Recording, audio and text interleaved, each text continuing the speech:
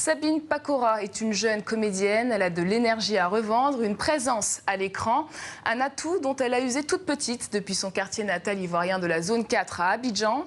Petite dernière d'une fratrie de 6 frères et sœurs, elle a réalisé son rêve, devenir actrice, une vie qui n'a pas été toujours un long fleuve tranquille.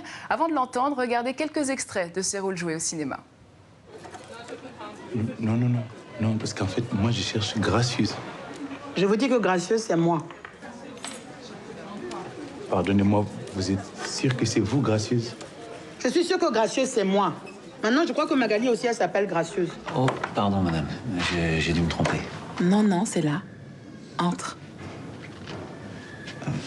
J'ai été adoptée quand j'avais 3 ans. Ah, ouais. Puis à l'école, c'était pas facile d'être la seule noire. Hein. Mes parents, ils étaient toujours montrés du doigt. Ma mère, ça a fini par la tuer. D'accord. Tu as un mari? Non, mais j'ai un fils. C'est pour lui que je suis ici.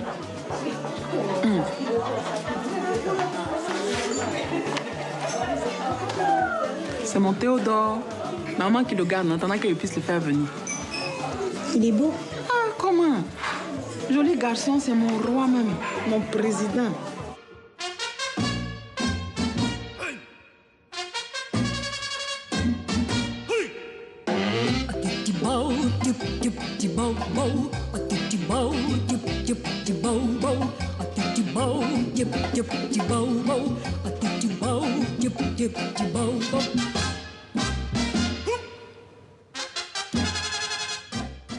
Bonsoir Sabine Pacora. Bonsoir. Alors en mai dernier, avec 15 autres actrices noires, vous avez dénoncé dans un livre « Noir n'est pas mon métier » tous les préjugés racistes du cinéma français.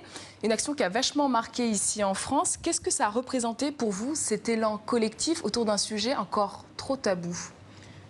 Je dirais que ça nous a permis de prendre conscience ensemble des stéréotypes auxquels on était confrontés, et pas uniquement nous, parce qu'en fait, on s'est rendu compte qu'un bon nombre de comédiennes avaient aussi des histoires assez croustillantes à raconter à ce niveau-là. Donc Aïssa nous a rassemblés pour témoigner un petit peu de nos expériences professionnelles, douloureuses, anecdotiques, etc., confrontées d'une certaine manière aux stéréotypes, au racisme. Et puis, c'est vrai qu'on a aussi fait cette montée des marches qui était quelque chose d'historique, de symbolique, de politique par rapport à ce que ça représentait. On était donc quand même 16 comédiennes, femmes noires, qui montaient les marches. Et je pense que, voilà, c'est du jamais vu jusqu'à présent. Et pour vous, ça peut changer la donne? Disons qu'en termes de représentation et d'image, déjà, ça interroge, ça questionne. Et puis, pour changer la donne réellement, il faudrait que les politiques se réunissent pour parler des représentations collectives problématiques que l'on dénonce dans ce livre. Alors, les problématiques que vous dénoncez, vous l'avez ressenti très tôt, avant même d'être professionnel. Racontez-nous cet épisode au collège pendant votre cours de théâtre. Qu'est-ce qui s'est passé? Alors, au collège, je faisais partie d'un club théâtre où on avait monté Le Fantôme de Canterville, qui était une pièce anglaise, et qui est une famille qui habite un château hanté, et donc il fallait donc distribuer les différents rôles. Et donc, moi, on m'avait proposé de jouer la gouvernante. Et avec mes amis collégiens faisant partie de ce club, on n'était pas d'accord, donc on s'était rebellé. On a dit non, moi j'ai pas du tout envie de jouer la gouvernante. Mes amis avaient plaidé pour moi, et le surveillant général, qui s'était résigné aux images performatives habituelles, m'avait dit non, Sabine, tu ne peux jouer que la gouvernante. Voilà. Donc déjà j'étais confrontée aux réalités systémiques de racisme, dans le sens où j'étais assignée à une identité malgré moi, très jeune, oui. Alors ces stigmatisations, ces discriminations, elles vous ont aussi poussé à suivre des études d'anthropologie en parallèle de votre métier de comédienne. Quelle réponse vous avez trouvée dans cette matière? Disons que c'est vrai que je dirais que je subissais des expériences sociales et matérielles assez problématiques dans mon quotidien. Du type?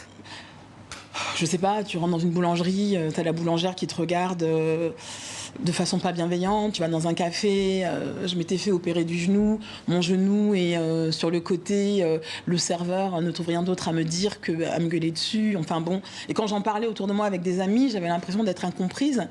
Et puis bon, après je faisais le lien aussi avec des expériences professionnelles.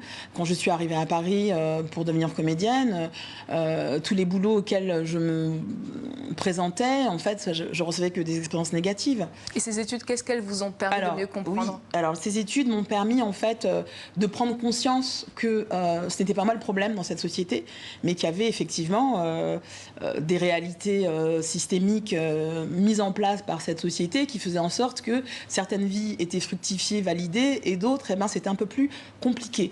Elles étaient assignées, elles étaient pas désirées à certains endroits, professionnellement, etc. Et donc là, ça m'a permis de prendre conscience que c'était pas moi qui faisais partie du problème, mais qu'il y avait des réalités politiques et sociologiques problématiques. Alors pour autant, vous n'avez pas abandonné le métier, mais concrètement, vous avez joué dans une trentaine de films. Pour combien de rôles clichés? Je dirais que...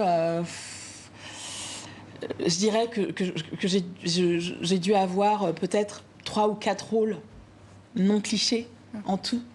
Et la plupart, effectivement, des autres rôles, il y avait des stigmatisations, avec des accents, habillés en boubou. Je jouais des femmes sans capitaux économiques, anecdotiques, des femmes qui sont un peu à l'opposé de moi, si ce n'est que le point commun, c'est que je suis noire comme elles et d'origine africaine, quoi. Alors en tout cas, ça ne vous a pas découragé, hein. Le cinéma vous passionne depuis votre enfance, native d'Abidjan, petite dernière d'une fratrie de 6 frères et sœurs. C'est cette place de petite dernière qui a aiguisé votre amour pour le jeu? Disons que quand je suis arrivée en France, effectivement, j'étais la plus petite. Et mes sœurs n'avaient pas du tout envie de jouer avec moi, mes frères non plus, donc je me retrouvais toujours toute seule. Et vu qu'à l'époque, il y avait très peu d'activités pour les enfants, et je me débrouillais comme je pouvais, je m'ennuyais, je me faisais des sketchs.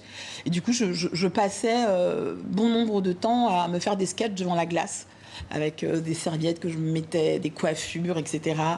Et je partais dans un espèce de monde fictionnel où je m'éclatais, en fait. Voilà, quand je me trouvais une raison. Alors vous avez fait votre petit bout de chemin. Alors les affaires de votre père sont au plus mal au pays. Vous êtes placée en famille d'accueil. Ce rêve de devenir comédienne ne vous a jamais quitté malgré les moments difficiles? Justement, je dirais que au début, quand j'étais petite, c'était un jeu. Et puis, effectivement, je suis arrivée en France dans des conditions particulières. Mon père était exploitant forestier, dans un environnement très favorisé, millionnaire. Donc, on était placés dans des écoles privées, élitistes, où il y avait que des fils d'industriels, enfin, toute l'élite mondiale, africaine.